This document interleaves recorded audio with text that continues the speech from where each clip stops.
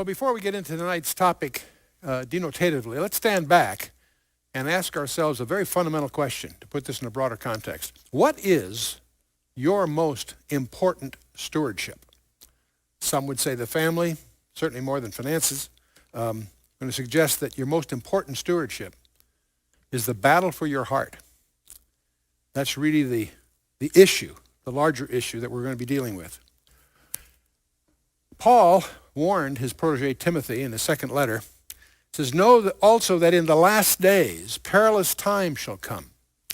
For men shall be lovers of their own selves, covetous, boasters, proud, blasphemers, disobedient to parents, unthankful, unholy, without natural affection, truce breakers, false accusers, incontinent, fierce, despisers of those that are good, traitors, heady, high-minded, lovers of pleasures more than the lovers of God, having a form of godliness, but denying the power thereof. From such turn away." Indeed, this is one of the fundamental signs that we are clearly moving into the last days. And there is a path to oblivion, I'll call it. And clearly it starts by being in a society that's committed to secularism. Clearly we live in a culture which maintains there really is no God. And from that conviction, or lack thereof, comes the view that there is no truth. We live in a time when truth is relative. You have your truth, I have mine kind of thing. And Alan Bloom highlighted the fact that if you don't believe in an absolute truth, that puts a total valuelessness to history. And we wonder why in the universities our young people have no real interest in the great ideas of the past, because the quest for truth would be futile. There is no real truth. We each have our own. It's interesting, Isaiah warned us of this. People ask me, where is America in the Bible? And I say very clearly in Isaiah chapter 5, with the 6 woes. But the most typical one I'll highlight here, where Isaiah says, "Woe unto them that call evil good, and good evil, and put darkness for light and light for darkness, that put bitter for sweet and sweet for bitter. Woe unto them that are wise in their own eyes, and prudent in their own sight." So clearly, value relativism is what we're facing. That turns out to lead to the materialism we all experience. If there is no truth, then we become self-absorbed. The most important thing in our lives is ourselves. We are in the me generation. You can go to the book stands and find magazines to self, we, me, and so on. And this self-absorption, of course, is basically a form of materialism. He that has the most toys wins, or velocity makes any road seem right. The answer in our lives is to get more stuff. And clearly, materialism finds itself, sooner or later, bankrupt for lots of reasons. First of all, we'll discover even in the scientific realm, we find ourselves on very shaky foundations. And, of course, also materialism leads to moral bankruptcy. So what we're facing here, all of us, is what actually is an epistemological challenge. Epistemology is the study of knowledge, its scope and limits. And we really are in a quest for understanding truth. Where do we get real knowledge? Furthermore, those of us that are biblically informed recognize that we also face this quest under conditions of a hostile adversary. An adversary whose primary weapons are deceit and disinformation. And so the study of knowledge, its scope and limits, is the broad thing. And the reason this is important to every one of us is Jesus Christ gave us a challenge, an imperative, a command. He said, "Be not deceived." He said that several times. Okay, great. How do we do that? What are our tools to prevent being deceived? So as we look at epistemology, and of course that's a very vacant study because it's generally taught in philosophy classes in universities, and it really becomes a massaging of definitions. But clearly most of the debate in epistemology had to do with does knowledge come from reason or from experience? And the rationalists, of course, committed themselves to deductive reasoning, Descartes, Spinoza, Leibniz being perhaps typical of the rationalists, but soon superseded by the empiricists, saying that tangible evidence is the key to it. Francis Bacon, John Locke, and others. And that, of course, led to the scientific method, the rise of modern science, and that's committed itself to empirical validation, that what we really know is what we can empirically, experimentally validate. Except it's interesting, as we look back now at the history of science, it has actually quite a list of dismal failures. There was a time when phlogiston was a theory of combustion. And of course, that was shredded by Lavoisier, the father of modern chemistry. Then we had this theory about ether between heavenly bodies that, of course, was shattered by the Michelson-Morley experiment. And then we had the nebular hypothesis that the planets came out of the sun. This is still taught in most astronomy classes. It was invented by Swedenborg. Swedenborg was an occultist, and he sold the idea to Laplace, who did not check the math, who endorsed it, and then Kant took it and popularized it, and it's still taught today, even though with any knowledge of orbital mechanics, it's easily shredded because you've got 98% of the mass in the sun, and you've got 98% of the angular momentum in the planets, and turns out when you try to reconcile that, there's no way the planets came out of the sun mathematically. The nebular hypothesis, again, lacks empirical validation. Then we get into the whole area of the paradoxical nature of light.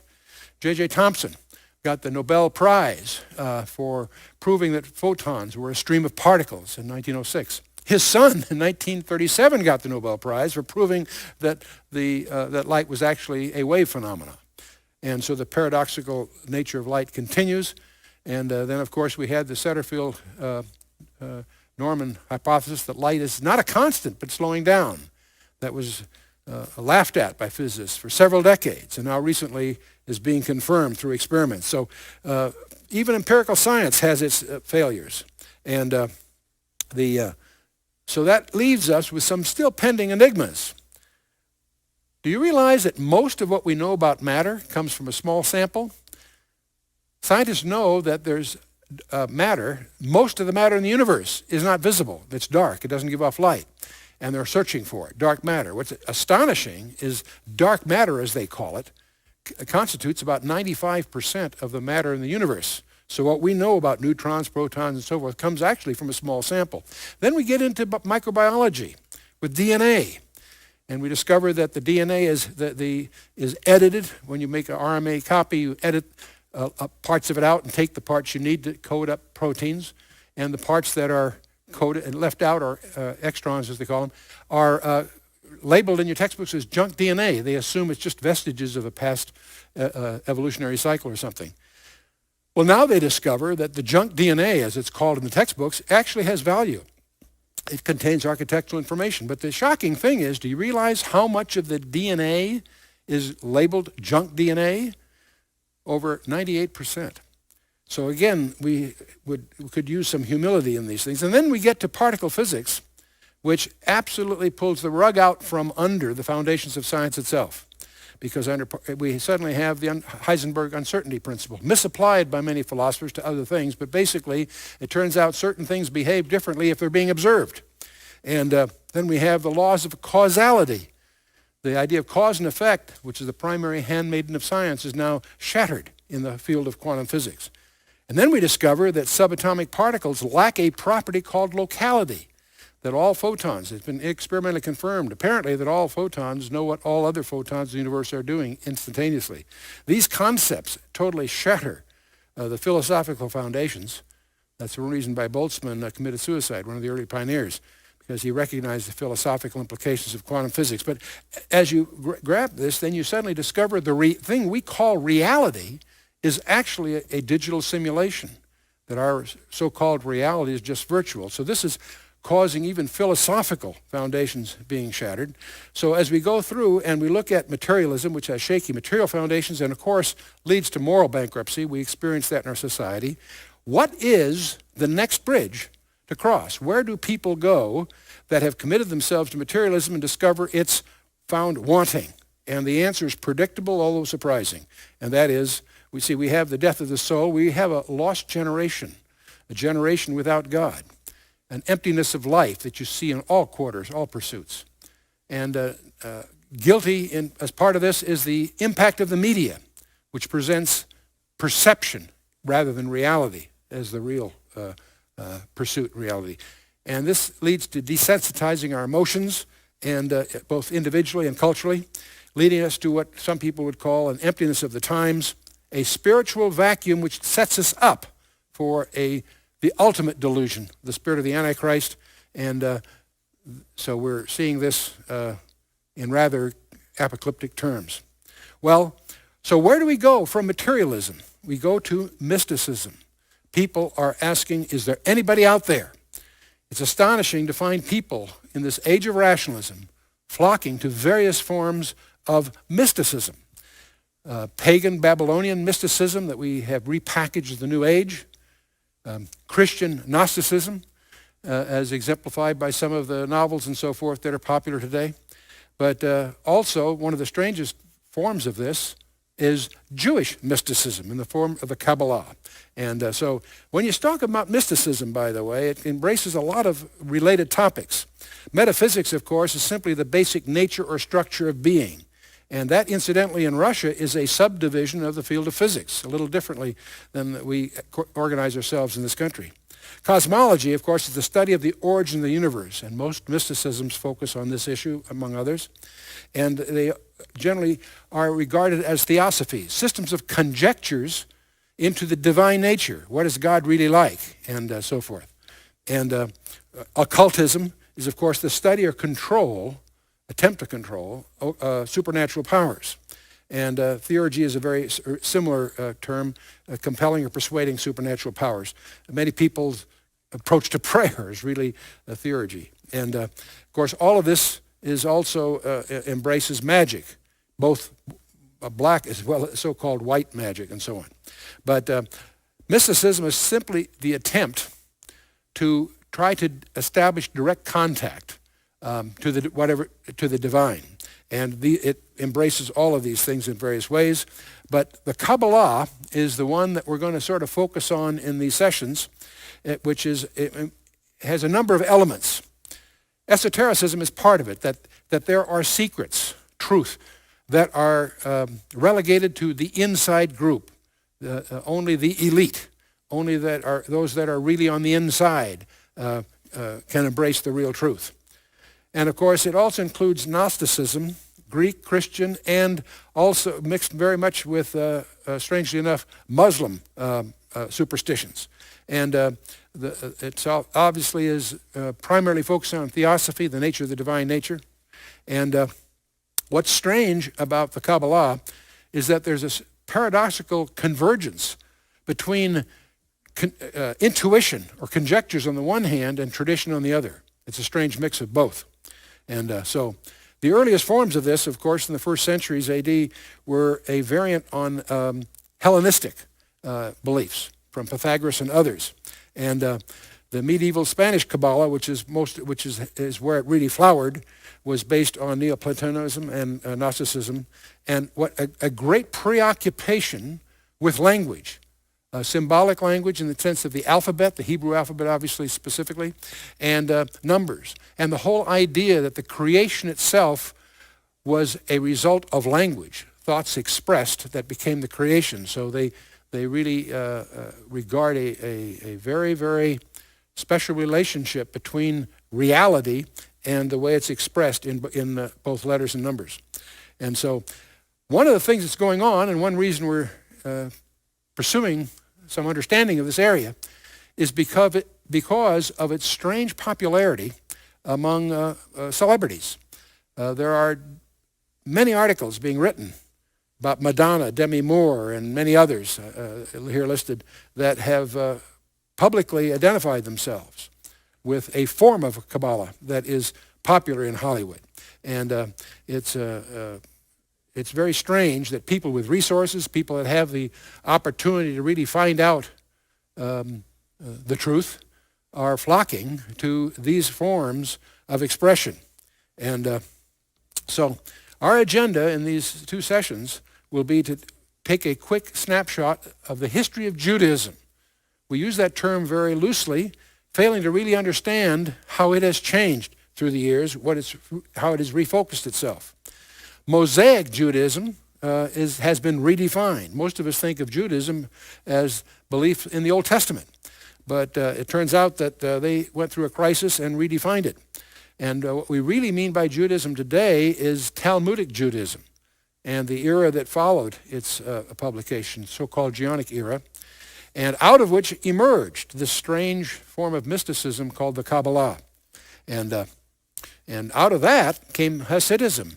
Most of us are familiar with the ultra-Orthodox in the Crown Heights district of Brooklyn and so forth that still cling to 18th century Eastern European cultural standards. But the Hasidism actually emerged out of the Kabbalah. And so we have a challenge here that's actually an epistemological challenge. And we want to understand, how does this fit in to what I'll call the path to oblivion? How do we prevent ourselves from being deceived by things that would seem to be very appealing? And what tools do we have to avoid being deceived? And so let's just jump in. We're hoping not to offend anyone. Our sources for the materials here lean very heavily on Gershom Scholem, who is acknowledged as one of the experts. He was a professor of Kabbalah at the Hebrew University of Jerusalem from 1923 through 1965, and his books are considered quite authoritative to those that are in the Kabbalah. Encyclopedia Judaica with 17 volumes has much to say on this, and of course so does Britannica and Carta and the other standard resources, and some of this has also been influenced by personal interviews, both in the Safed area in Israel, rabbis there, as well as here in the U.S., and so that's we'll give you the best perceptions we can. Mosaic Judaism, of course, as we might perceive it by studying the books of Moses and the Old Testament, had a crisis, of course, with the destruction of the temple in 70 AD. The Jewish leadership had rejected Jesus Christ as the Messiah, and on the heels of that, just as Jesus predicted, the temple was destroyed in 70 AD, a major national calamity. That led to the Council of Yamnia in 90 AD. The Greek translation of the Jewish scriptures that had been done 3 centuries earlier had become really the Christian's Bible, and that caused much consternation in the Jewish community and led, in effect, to steps that ultimately developed the Masoretic text some centuries later. But from the Council of Yamnia and so forth, they're starting to redefine Judaism. They have a major problem in Judaism. Mosaic Judaism, it was built all around the notion that without the shedding of blood, there's no remission of sins. Well, suddenly they have no temple, no altar, and there's no place to shed blood. What do they do about sin? And this has caused a lot of debate and so forth, but the net of it is to redefine Judaism in terms of what we would call good works, to reconcile themselves with God by living exemplary lives and focusing on conduct and that sort of thing. And that led, of course, to the pulling together of the Talmud, Talmudic Judaism. And one of the things that characterizes Talmudic Judaism is the veneration of the great scholars that are involved, even above the text that they're expositing. And so we have, out of Talmudic Judaism will come the Kabbalah some centuries later, and Hasidism, and we'll go through that. But as we reflect on the 1st and 2nd century then, Judaism is going through a major redefinition and a crisis, and so is Christianity. This is the rise of the Gnostics, people who had all kinds of conjectures about the reality that were quite non-biblical. Many tried to reconcile those two, and Gnosticism also was esoteric, limited to the insiders and so forth. And many of the New Testament epistles were written to rebut Gnosticism, Colossians and others, and the epistles of John. And so by the time you get to the 3rd century following, we have the pulling together in the Jewish community of the Talmud.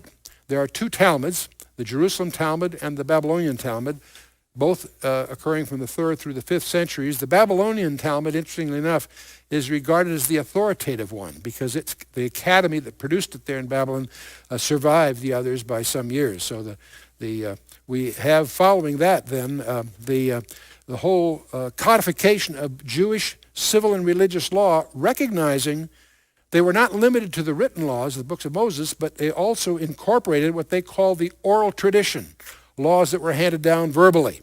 And so we have the Mishnah, which is the codified laws, and the Gemara, which is the commentary on the Mishnah. And then it's in 4 parts. And then the Halakha, which deals with the disputed legal questions. As time went on, the various highly venerated rabbis ruled on various issues that came up, and that embodies the halakha, and then the Haggadah, which is the illustrations and anecdotal examples of the application of the laws. But these four elements really constitute the Talmud. And there are two compilations of it: the Jerusalem Talmud from the 3rd to the 5th century, and the Babylonian Talmud from the 3rd to the 6th century. And between the two, the Babylonian Talmud is regarded as the more authoritative, and because the academies in Babylon survived the Palestinian academies by several centuries. And the era that follows this then is called the Geonic era, Geon being a sage or a highly venerated scholar. And there's a period then from this time through about the 12th century that is regarded as the Geonic era. The Halakha is the rabbinical interpretation, and they supplement the scriptures of the Torah. The Torah is highly venerated, and yet there's much that they observe that really is based on oral traditions rather than the writings that we would consider inspired writings of Moses and following. And so there's a tendency, as the history unfolds, for the Jews to venerate the rabbis even above the root texts. And the Haggadah is the illustrations and amplifications of all kinds of issues, ethical, political, as well as religious issues that are involved in the laws. And so from the 7th through the 11th century, you have a period that's alluded to as the Geonic era, has its heroes and so forth. In this period, there's an interesting group of people that emerge from the 8th century on in Tsarist Russia. And they're called Karaites, from the Hebrew verb kara, which means to read. These are people within the Jewish community that insisted upon staying strictly to the laws of Moses and the Torah. And they rejected the Talmud and the other rabbinical traditions that surrounded it. And during the first 6 centuries AD that it accumulated. What's interesting to me about this is that the Karaites in Russia were exempted by the Tsar from the double taxation that the Jewish community had in general, and from the pogroms. As you may know, during the Tsarist era, there were repeated purgings and oppressions of the Jewish community. But that was, I didn't realize, we're focused on the Talmudic communities, not the Karaites. And they were considered heretical by the Orthodox Jews, but exempted from the abuses that the Talmudic Jews were experiencing. And I find that very provocative. But anyway, as you get to the 12th and 13th century, this is where the Kabbalah, as it's commonly mentioned today, emerges. And the word Kabbalah actually simply means received tradition. And the word is used differently in different contexts. In the Talmud, that term occurs in two different senses.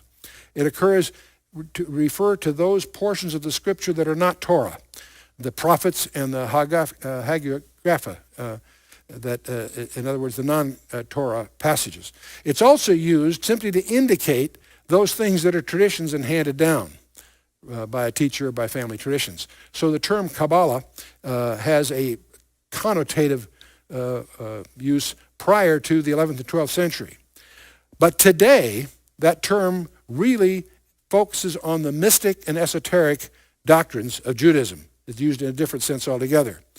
Generically, it's used of Jewish mysticism in all its forms, but specifically, when it's used denotatively, it refers to a very specific esoteric theosophy that crystallized in the 13th century, primarily in Spain and southern France. And its primary document is primarily best summarized, perhaps, by a book called the Book of Splendor, the Sefer HaZohar, or Zohar for short. It's generated primarily the main mystical movements in Judaism. You can wallow through many, there's just dozens of major books, written literature, that emerge impacting the Kabbalah.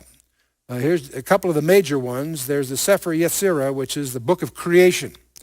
And what it focuses on is this whole idea of the 10 Sephirot. The word Sephirot is like emanations. And it's preoccupied with two things: the decimal system with the 10 Sephirot, which I'll come to in a little bit, and it also makes a big thing of the 22 letters of the Hebrew alphabet. the 22 letters of the Hebrew alphabet are provocative in many ways because they're not just phonetic letters like most alphabets. Each letter carries a idea or concept behind it. In fact, if you understand the concept behind each of the letters, most words in Hebrew are based on a 3-letter root. You can infer, if you know the alphabet properly, you can infer what the words mean. It's a very different kind of an alphabet. But the mystics, those that are steeped in the Kabbalah, believe that the letters actually have magical power, in effect. There's another document that becomes very pivotal in its history, and that's the Sefer HaBahir, which is the Book of Brightness. And this, among other things, starts to develop the idea that there's an equivalence between the history of Israel and the goings-on in the Godhead itself, especially between Israel and the Shekinah, which is always portrayed in mysticism as a feminine side of God. And it also, from this, develops then the whole notion that the obedience of Israel is a determining factor in establishing or reestablishing cosmic harmony, even to the inner life of the Godhead. So we start getting into some very bizarre interconnections here, from the behavior of Israel individually and collectively to the welfare, if you will, of what's going on in the inner life of the Godhead. So this mysticism is obviously far-reaching in its conjectures and so forth. But the dominant document of all these is the Sefer HaZohar. You'll hear everybody talking about the Zohar. It was penned over a 30-year period by Moses de Leon. He attributed it. In order to give it. He wrote many books, but to give his views here more weight, he attributed the Zohar to a legendary rabbi, a 2nd century rabbi, Shimon bar Yochai, and subsequent evidence has definitely established this de Leon as the author. But this document had far-reaching influence on Judaism for over 600 years. And it presents the Godhead as a dynamic flow of force, the unknowable Ein Sof, the highest concept here in the Zohar and in Kabbalistic mysticism is the Ein Sof. It's the unknowable, non-finite one. It actually is viewed as some kind of divine nothingness, out of which flow emanations in 10 forms. And the knowable attributes of the Godhead emanate in 10 sephirot, which are realms or planes. And this leads to mountains of literature speculating on how all these things interrelate. And Israel's history, including its life in exile, becomes symbols of the inner life of God. They start to see everything that's going on in Israel. Its expulsion from Spain in 1492 is a huge milestone. As the Spanish Kabbalah then gets distributed, as they left Spain, they reestablish themselves elsewhere. But there's a strange mystical parallelism between what's happening to Israel and what's really going on in the Godhead. And that starts to lead to the idea that Israel's behavior, the behavior of the faithful in Israel, are crucial to the destiny of the Godhead itself. So you get into some very strange inversions going on here. And now the emanations of this Ein Sof, forces of the divine essence, the tree of life is what it's sometimes called. And there's much speculation on what these various 10 elements really involve and how they interact.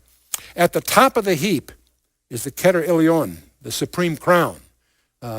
This is the identity, its identity, and the identity of Ein Sof, the unknowable deity, is sort of problematical because this is not Ein Sof. This is only part of it, and yet it's at the top of the heap. So there's some ambiguity of how you discern the difference between those two. But then you get to the Chokmah, which is the term for wisdom. This is the location of the primordial ideas of God. And the Binah, which is the intelligence, the organizing principle of the universe, is in the Binah. And these become, you see, the rubrics by which all this literature evolves over the centuries. And The fourth one is the Gedula, or greatness, or in some renderings of it, the Hesed, or love, the attribute of goodness in any case. And then we have the Gevura, which is the power, in some renderings, the din, or judgment. It's the attribute of the severity of God. So you've got love on the one hand and severity, and there's a tension, it would seem, between those two. And then you have the tension between is resolved with Tifereth, which is beauty, or in some renderings, compassion, as they reconcile the severity and the love and so forth. They deal with these terms. And the Tifereth is sort of the median principle between the previous two. And then you have the Nezach, which is lasting endurance, or a term for eternity, if you will. And the Hot, which is the majesty of God. And the Tzaddik, which is the righteous one, or Yesod Olam, and the others, the foundation of the world. It's the foundation of all the powers of God, presumably. This is all leading to God's manifestation, which is yet to be seen, coming down here, where we have the Malkut, which is the kingdom, or the diadem, or the presence, the kingship, sometimes also expressed as the Shekinah, the presence of God.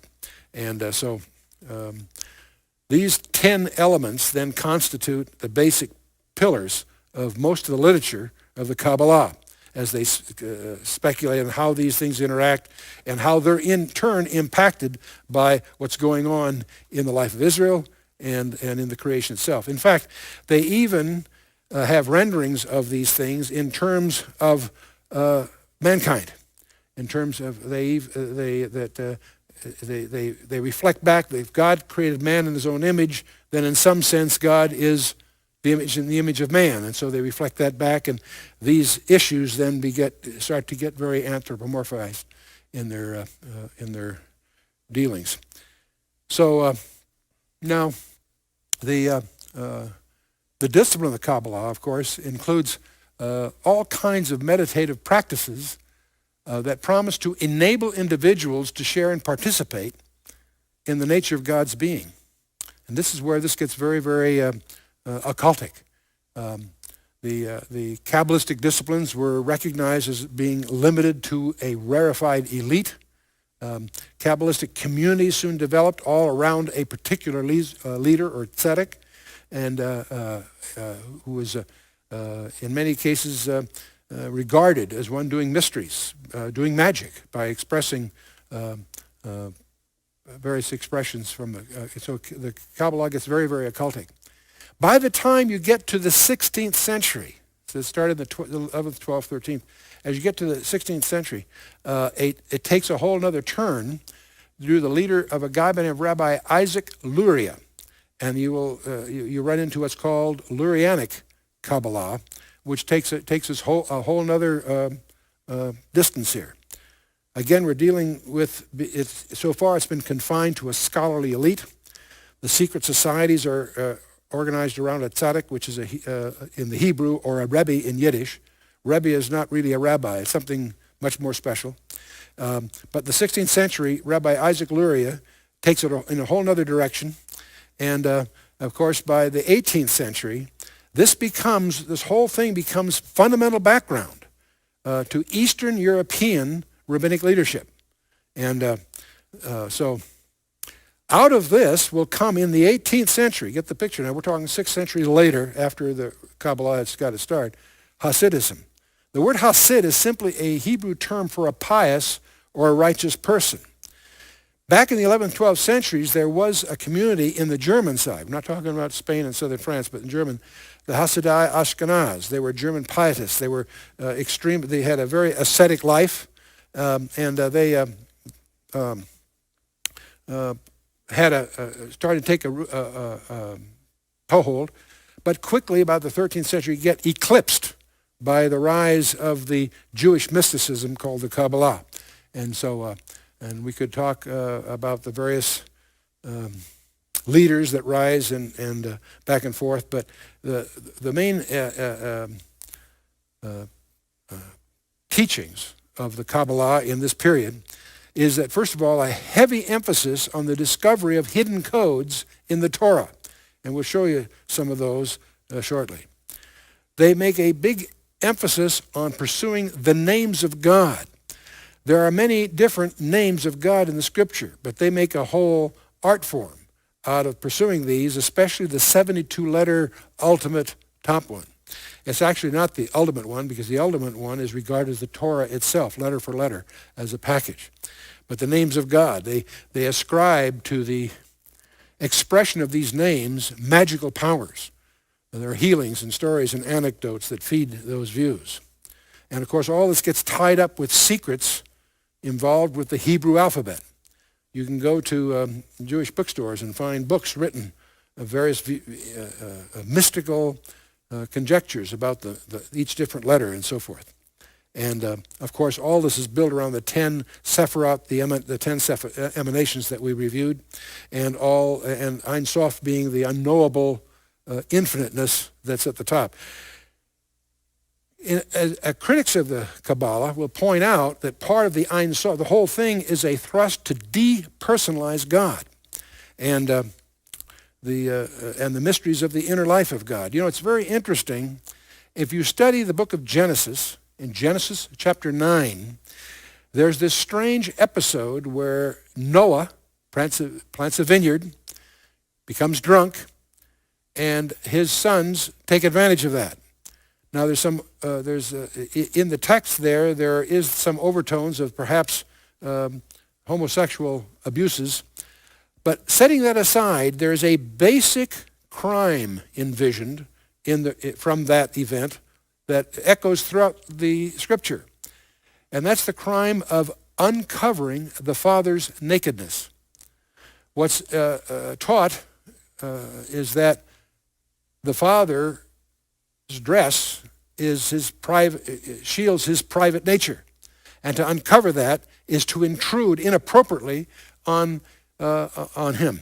So uncovering the father's nakedness is a crime, a sin that's widely acknowledged among the rabbis. What's fascinating, to stand back and recognize what's going on, that's exactly what they're doing or trying to do with the Kabbalah, with the 10 Sephirot and all that. They're trying to get inside of the Godhead itself and speculate on its tensions. And their whole concept of, especially after the Lurianic twist in the Kabbalah, is that when the creation was done, there was a fumbling. They don't use that term, but there was sort of a gasp, a inhalation rather than exhalation, that resulted in some mistakes, and it's the sparks of the mistake are where evil comes from. And what's at risk now is to repair that failure in the creation by dealing with the evil. And as you get into those conjectures, Israel itself is part of the repair. And so it's incumbent upon the elite within Israel to adopt these Kabbalistic rituals in an attempt to assist in the tikkun, the repair of the universe. So the Kabbalah is not only just a fringe set of conjectures, it's actually almost inverting what we understand from the Scripture, that the Scripture teaches, that yes, there's a repair need to be done, but not by man. Man's not equipped to do that. But anyway, the Kabbalah emerges from the 12th to the 13th century. That's about where we are. In the 14th century, a major event occurs in Judaism, and that's the expelling of the Jews from Spain at 1492. They had to leave. And that's why Columbus and his gang, by midnight that night, had to leave port, because that was the deadline that was set up.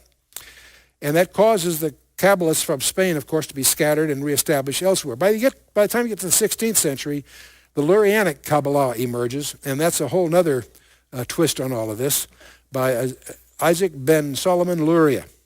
And from his addition to the Kabbalistic perceptions is that a cosmic catastrophe occurred. The vessels of divine light shatter, sparks imprisoned in shards of evil, in effect. And it's the human task is the redemption, is nothing less than the redemption of the world and the reunification of the Godhead. You know, when we summarize it this way, it sounds like we're being, it's very audacious, but that's actually what they're dealing with. And this emergence of a human role to assist the Godhead also sparks the Sabbatean messianism. They had false messiahs start to surface. There's some very bizarre stories that emerge there, and then that all sets the stage for 18th century Polish Hasidism that most of us have encountered one way or another in New York or elsewhere. Van Luria, he founded this very influential school of Kabbalistic thought that has influenced all Kabbalism today. He was born in Jerusalem, raised in Egypt, and he became an adept at Jewish legal and mystical learning, of course. And what comes on the following century is Shabbatai Zevi. Now this guy, this fascinates me. He was a Jewish false Messiah. He proclaimed himself as a Messiah. He was born in Smyrna. He was ordained as a sage, very brilliant young man. But by 1648, he demonstrated signs of manic depressive psychosis. He claimed to be the Messiah. He was expelled from Smyrna around 1651 or through 54. He wandered through Greece, Thrace, Palestine, and Egypt.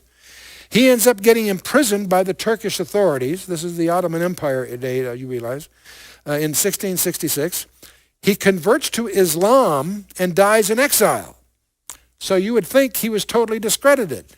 No, because you have to understand they take all these elements and create symbols out of them, and the events of his life then are Kabbalistically interpreted, and a whole movement around him continues for several centuries. And so you stand back, it's strange that you would think that these false messiahs it would be over. But that underestimates the ability of them to rationalize these things in terms of symbols that they apply to their conjectures of the Kabbalah. And so, anyway, out of this we have Hasidism, which carries with it, among other things, a strong messianic overtone. They look for false messiahs that are part of their image. And so understand that the Hasidism really emerges out of the 18th century, many centuries after the Kabbalahs got solidified. Now, the Hasidic teachings obviously emphasize maintaining the old traditions. They consciously preserve the lifestyles of Eastern European ancestors and so forth. And although each community has its own theology, its own traditions, its own practices, including a distinctive style of dress for the men and the women and so forth, they resist modern ideas and lifestyles, and strictly as they possibly can interpret the halakha, the Jewish oral traditions and so forth. They usually maintain the Yiddish language, a strange mix of Hebrew and German and Polish. It's the common language of the Eastern European Jews, and it's used in their daily life. Another big emphasis, of course, is maintaining God's, experiencing God's presence. And everything they do in their life attempts to emphasize God operating in their lives. They, despite everything that challenges that rivals that, in terms of suffering, physical desire, psychological distractions are considered just that, distractions to their commitment to experience God's presence. And they believe that cultivating an awareness of God's presence in this material world gives them an insight into the unfolding of God's inner life. There's a strange relationship between what's going on in the Godhead and what's going on in this world tangibly. And so every act of their daily life is perceived in terms of being connected, or at least an opportunity to be connected to the inner life of God, the Word of God. And so that's, and of course, buried all this is waiting for a Messiah. And like most forms of Judaism from the Second Temple on, there was ultimately the Hasidics recognized that this is all to be redeemed by a Messiah and a descendant of King David. They embrace that, and so they believe that leadership would the Messiah will come and rebuild the temple. They have they have a big focus on that, and so their recent history too is looking at an expectation of the Luboviches and so forth. And even when Schneerson died, they still think he may come and so forth. They have these strange commitments. Now, there's the movement known as Hasidism today really owes its popularity to a popularization by the Baal Shem Tov. And he had the goal to spread the essence of Kabbalistic learning from the scholarly elite to the poor and barely literate. And so it was an attempt to popularize that which had been held very close. And so he's considered the founder of Hasidism. Israel ben Eliezer, called Baal Shem Tov, the master of the divine name. There again, he was accredited as having skill at really using the names of God in doing what you and I would call magic. And his name, the Baal Shem Tov, is sometimes abbreviated the Besht, but he is a subject of legends himself. And so he really, his disciples, and I won't go through all of these, but it was his disciples that, with their zeal and emphasis, popularized Hasidism throughout Eastern Europe. And they in turn had missionaries in the Ukraine and elsewhere. And even Schneerson was the seventh descent from him. So the Hasidism has its spread. But Hasidism is opposed then. It became very controversial. In the 1770s, 18th century, Rabbi Elijah ben Solomon of Vilna. He's called you'll see Vilna Gaon. That's a title, really. Vilna is where he's from, and Gaon is a top sage, a scholar. They banned Hasidism as a heretical movement. And but the Holocaust, of course, finally rolls in here in World War II, which devastated European Jewry in general and the Hasidics in particular. It scattered the remnants of these guys throughout the world. They created new centers. They add up to about 300,000 worldwide, the true Hasidics. And so that gives us a quick snapshot.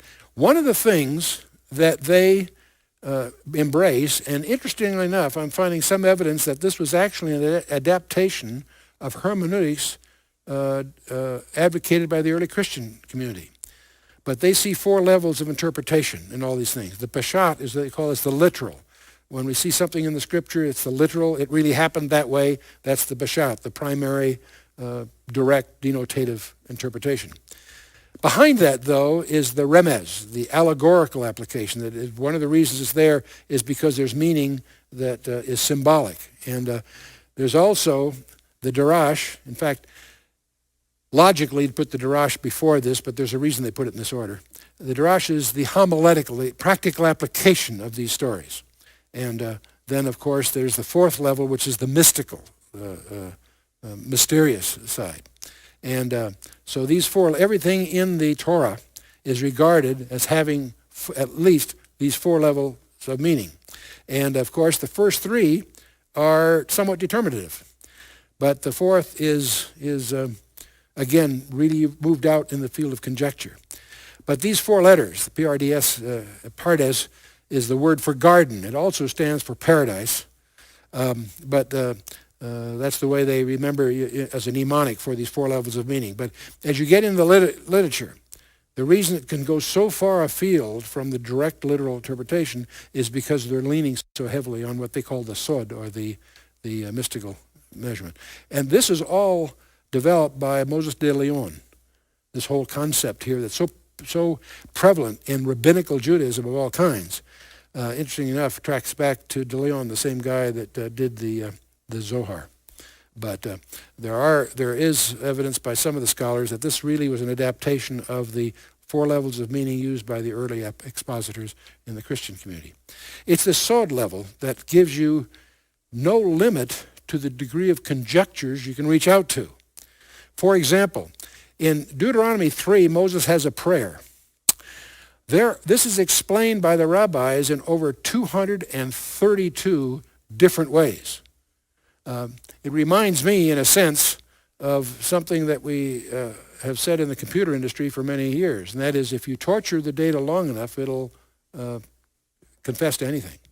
And that's pretty much, this is an example of most prayer.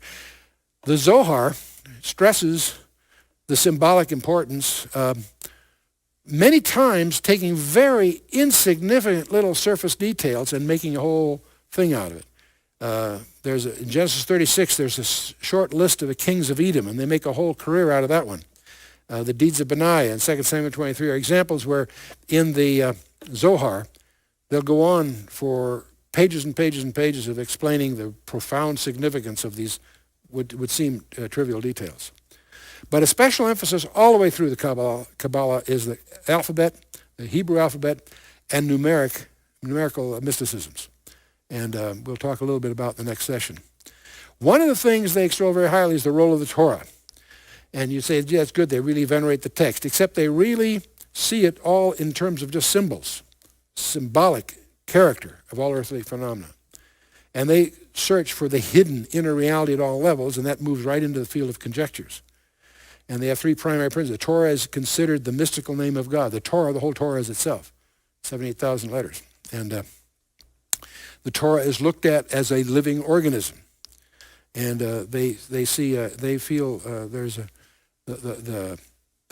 you get to this view that not only did God create the universe, the Torah is the means by which he did it. By the expression of the Torah,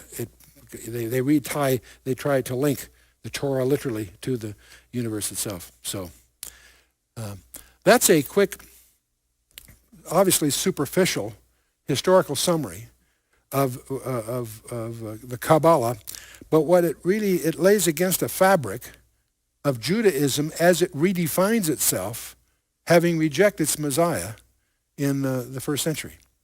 And with the temple destroyed, and as they grope for a whole different basis of significance, moving to a life of commitment to good works, incredible sincerity, incredible commitment, but laced with increasingly far afield conjectures. I see this as a tether. They're not linked to the text. That tether keeps getting longer and longer and longer as they venerate rabbis of different kinds and they indulge in attempts to understand the nature of God himself, the internal workings of the Godhead, ascribing to that Godhead a fumbling that created evil, and that it is in need of cosmic harmony being reestablished.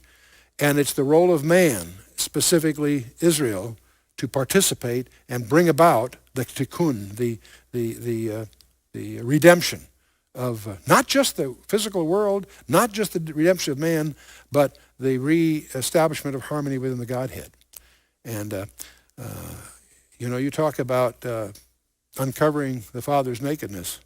That's the best way to summarize this whole escapade of the Kabbalah in the sense of it being taken seriously. Now, there is obviously a substantial gap between the true Kabbalah and some of these forms of popular Kabbalah, which are exploitations by promoters and what have you.